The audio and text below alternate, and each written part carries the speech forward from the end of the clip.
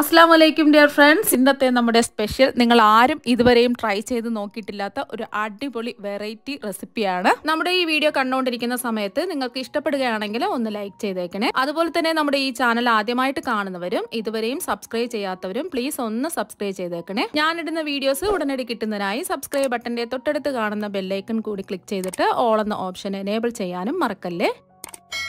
അപ്പോൾ ആദ്യം തന്നെ ഇതിനായിട്ട് ചൂടായി കിടക്കുന്ന ഒരു കുക്കറിലേക്ക് 2 ടേബിൾ സ്പൂൺ നല്ലെണ്ണ ഒഴിച്ചു കൊടുക്കാം.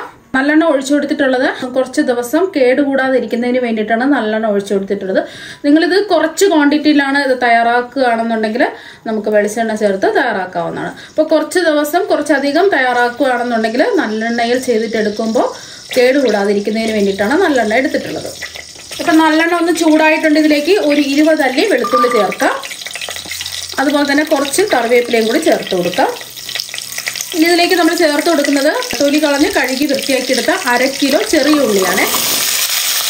നിങ്ങൾ എടുക്കുന്ന ചെറിയ ഉള്ളി കുറച്ച് വലിപ്പമുള്ളതാണെന്നുണ്ടെങ്കിൽ 2ആയിട്ട് കട്ട് ചെയ്ത് ചേർത്ത് കൊടുക്കാം. ഞാൻ എടുത്തിട്ടുള്ളത് അത്യാവശ്യം ചെറിയ ഉള്ളിയാണ്, അതുകൊണ്ട് ഞാൻ കട്ടൊന്നും ചെയ്യുന്നില്ല. ഇനി ഇതിലേക്ക് ആവശ്യത്തിനുള്ള ഉപ്പ് ചേർത്ത് കൊടുക്കാം. ഞാനിപ്പോൾ 1 ടീസ്പൂൺ ഉപ്പാണ് ചേർത്ത് കൊടുക്കുന്നത്.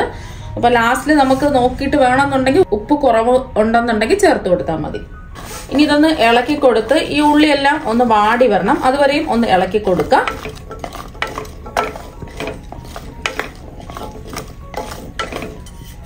മീഡിയം ഫ്ലെയിം വെച്ച് കൊടുക്കാം.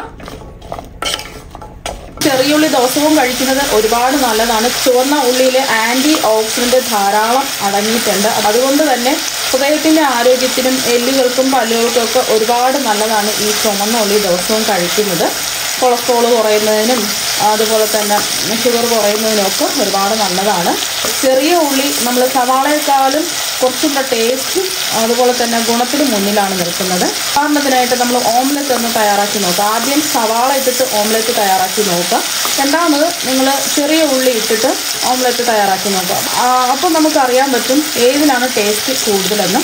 അപ്പോൾ സവാളയെക്കാളും കൂടുതൽ ടേസ്റ്റും ഗുണത്തിനും മുന്നിട്ട് നിൽക്കുന്നത് ചെറിയ ഉള്ളിയാണ്. ഒരു 3-4 മിനിറ്റ് ഒന്ന് ഇളക്കി കൊടുത്ത് ചെറിയ ഉള്ളിയെല്ലാം ഒന്ന് വാടി കിട്ടിയിട്ടുണ്ട്. നല്ലൊരു മണം വരുന്നുണ്ട് ഈ ഒരു സമയം. ഇതിലേക്ക് ഒരു 1/4 കപ്പ് വെള്ളം ഒഴിച്ചു കൊടുക്കാം. നമുക്ക് ഒരുപാട് വെള്ളം ഒഴിക്കേണ്ട ആവശ്യമില്ല. ഉള്ളിയിൽ നിന്നുള്ള വെള്ളമൊക്കെ ഇറങ്ങി വരും. ഒരു 1/4 കപ്പ് വെള്ളത്തിൻ്റെ ആവശ്യമേ ഉള്ളൂ.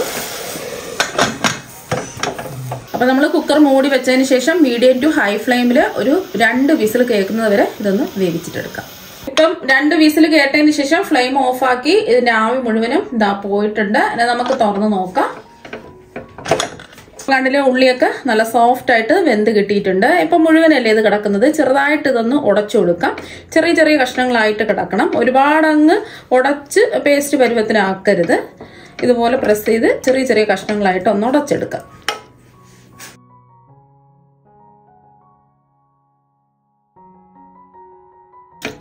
ചെറിയ ചെറിയ കഷ്ണങ്ങളായിട്ട് ഉടച്ച് എടുത്തിട്ടുണ്ട്. ഈ ഒരു രീതിക്ക് ഉടച്ചിട്ടെടുക്കുക. ഇതിവിടെ ഇരിക്കട്ടെ. ഇനി ചൂടായി കിടക്കുന്ന ഒരു പാനിലേക്ക് 1 ടീസ്പൂൺ കടുകിട്ട് കൊടുക്കാം. എണ്ണയൊന്നും ഒഴിക്കേണ്ട ആവശ്യമില്ല. അതുപോലെ തന്നെ ഇതിലേക്ക് 1 ടീസ്പൂൺ ഉലുവയും കൂടി ചേർത്ത് കൊടുക്കാം. ഇനി നമ്മളിതിലേക്ക് 1 ടീസ്പൂൺ മുഴുവൻ കുരുമുളകും കൂടി ചേർത്ത് കൊടുക്കാം. അപ്പം എല്ലാം നമ്മൾ ഓരോ ടീസ്പൂൺ വെച്ചാണ് ചേർത്ത് കൊടുത്തിട്ടുള്ളത്. ഇനി ഇതൊന്ന് റോസ്റ്റ് ചെയ്തെടുക്കാം. നല്ലോണം കടുകെല്ലാം ഒന്ന് പൊട്ടി നല്ലോണം ഒന്ന് മൂത്ത് വരണം.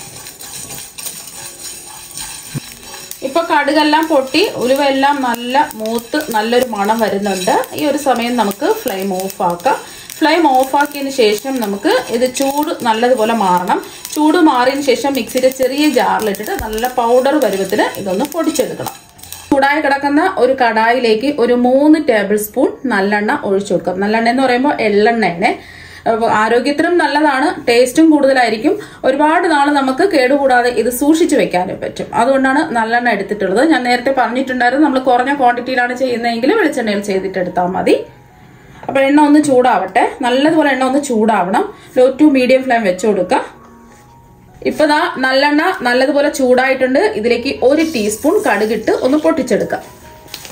ഇപ്പൊ കടുകെല്ലാം ഒന്ന് പൊട്ടി വന്നിട്ടുണ്ട്. ഇതിലേക്ക് നമുക്ക് കുറച്ച് കറിവേപ്പില ഇതുപോലെ മുറിച്ചിട്ട് കൊടുക്കാം കൈകൊണ്ട്.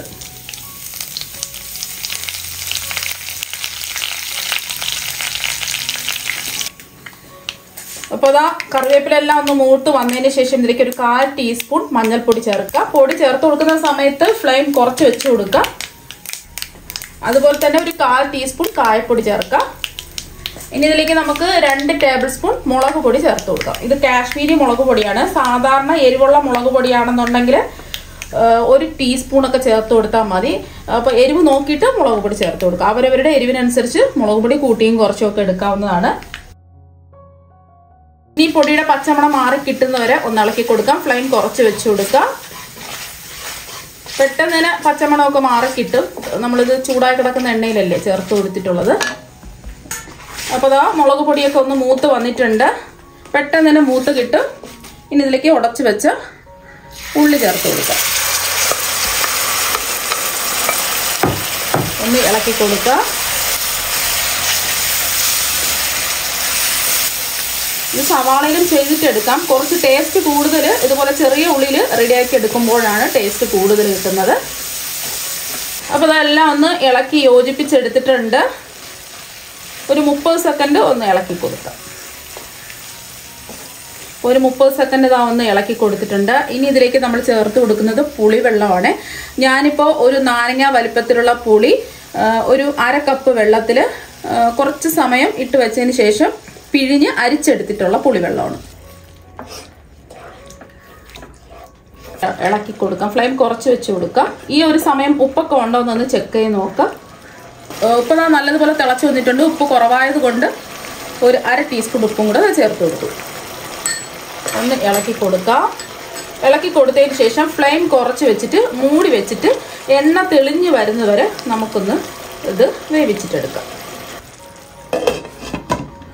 ഇപ്പം നമ്മൾ ഫ്ലെയിം കുറച്ച് വെച്ച് വേവിക്കാൻ തുടങ്ങിയിട്ട് ഒരു 3 മിനിറ്റ് ഇതാ കഴിഞ്ഞിട്ടുണ്ട്. ഇനി നമുക്ക് തുറന്ന് നോക്കാം. ഇപ്പം കണ്ടില്ലേ, നല്ലതുപോലെ എണ്ണയൊക്കെ തെളിഞ്ഞ് വന്നിട്ടുണ്ട്. ഈ ഒരു സമയം നമ്മൾ ഇതിലേക്ക് ചേർത്ത് കൊടുക്കുന്നത് നമ്മൾ നേരത്തെ റോസ്റ്റ് ചെയ്ത് വെച്ചിട്ട് ചൂട് മാറിയിട്ട് പൊടിച്ചെടുത്തതാണ്. കടുക്, ഉലുവ, കുരുമുളക് എല്ലാം പൊടിച്ചെടുത്തത് ഇതിലേക്ക് അങ്ങ് ചേർത്ത് കൊടുക്കാം. മുഴുവനും ചേർത്ത് കൊടുക്കാം. ഒന്ന് ഇളക്കി കൊടുക്കാം. ഇതുകൂടെ ചേർത്ത് കൊടുക്കുമ്പോൾ കുറച്ചും കൂടെ ഒന്ന് കുറുകി വരും. ഇതിൽ വെള്ളമൊന്നും ഒഴിക്കരുത്. ഇത് കേടുകൂടാതെ കുറേ നാൾ നമുക്ക് ഇരിക്കും. അതുകൊണ്ട് വെള്ളമൊന്നും ഒഴിക്കേണ്ട ആവശ്യമില്ല. പുറത്ത് നമുക്ക് കുറച്ച് ദിവസം സൂക്ഷിച്ച് വെക്കാൻ പറ്റും. അതുപോലെ തന്നെ ഫ്രിഡ്ജിലായാലും കുറേ ദിവസം നമുക്ക് സൂക്ഷിച്ച് വെക്കാവുന്നതാണ്. നല്ലതുപോലെ ചൂടൊക്കെ മാറിയിട്ട് വേണം സൂക്ഷിച്ച് വെക്കാൻ. എയർ ടൈറ്റ് ആയിട്ടുള്ള ഏതെങ്കിലും ഒരു ചില്ല് കുപ്പിയിലിട്ട് സൂക്ഷിച്ച് വെക്കുക. അപ്പോൾ അതാ ഒന്ന് ഇളക്കി കൊടുത്തിട്ടുണ്ട്. അപ്പോൾ കണ്ടില്ലേ, നല്ലോണം കുറുകി ഇതായിരിപ്പുണ്ട്. കുറച്ചും കൂടെ കഴിയുമ്പോൾ കുറച്ചും കൂടെ ഒന്ന് കട്ടിയാവും. ഇതിൻ്റെ ചൂടൊക്കെ മാറിക്കഴിയുമ്പോൾ ഇനി ഇതിലേക്ക് ഈ പുളിയും എരിവും ഒന്ന് ബാലൻസ് ചെയ്യാൻ വേണ്ടിയിട്ട് 1 ടേബിൾ സ്പൂൺ പൊടിച്ച ശർക്കര ചേർത്ത് കൊടുക്കുക. അപ്പോൾ ശർക്കരയ്ക്ക് പകരം നിങ്ങൾക്ക് വേണമെന്നുണ്ടെങ്കിൽ പഞ്ചസാര വേണമെന്നുണ്ടെങ്കിലും ചേർത്ത് കൊടുക്കാവുന്നതാണ്. ഞാനിപ്പോൾ ശർക്കര ചേർത്തന്നേ ഉള്ളൂ. അപ്പോൾ ഒന്ന് ഇളക്കി കൊടുക്കാം. ഉപ്പൊക്കെ ഉണ്ടോ എന്നൊന്ന് ചെക്ക് ചെയ്ത് നോക്കാം. ആവശ്യമെങ്കിൽ ഉപ്പ് ചേർത്ത് കൊടുക്കുക. 1 മിനിറ്റും കൂടി ഇളക്കി കൊടുത്തിട്ടുണ്ട്. അപ്പോൾ നമ്മുടെ ഉള്ളിക്കറി ഇതാ ഇവിടെ റെഡി ആയിട്ടുണ്ട്. അടിപൊളി ടേസ്റ്റാണ്. ഇത് ചോറിൻ്റെ കൂടെയും എന്തിൻ്റെ കൂടെയും ബ്രേക്ക്ഫാസ്റ്റിൻ്റെ കൂടെയൊക്കെ കഴിക്കാവുന്നതാണ്.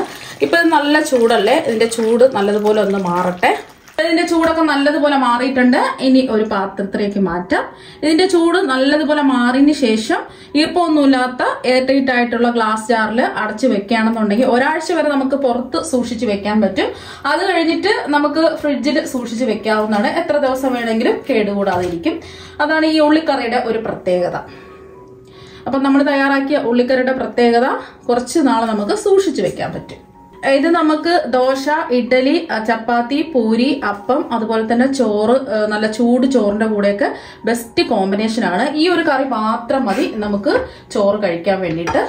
അത്രയ്ക്ക് നല്ല അടിപൊളി ടേസ്റ്റാണ്. എന്തായാലും നിങ്ങൾ ഒരു പ്രാവശ്യം ഒന്ന് ട്രൈ ചെയ്ത് നോക്കാം.